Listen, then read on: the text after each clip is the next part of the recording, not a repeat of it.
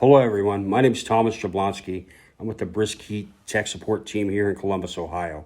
Today we're going to discuss how to wire the TB110 hazardous area temperature controller. As you guys can see, the first step you'll do is go ahead and just take that cap off. From there you'll get your power input and power output wires together and thread them through the opening. While I'm doing that, I want to point out that the terminal block right there, there's 3 terminals. The one in the center, it's got the purple wire on it now, is your common terminal.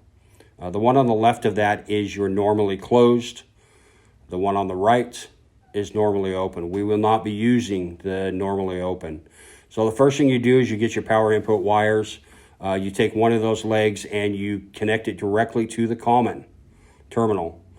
Next step is you get your power output wires and you take one of those legs there, or lead wires, and connect it to the normally closed terminal. From there, guys, you go ahead and connect the remaining lead wires for your power input and power output together.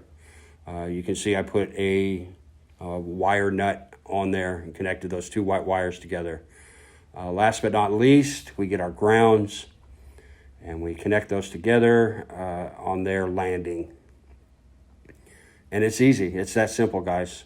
You can see I use the common, the normally closed, the ground, and then I put the other 2 wires directly together.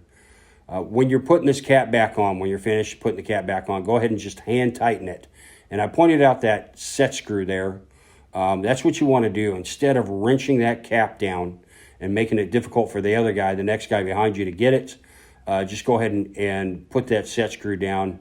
It's a little Allen head, so put it down, use it.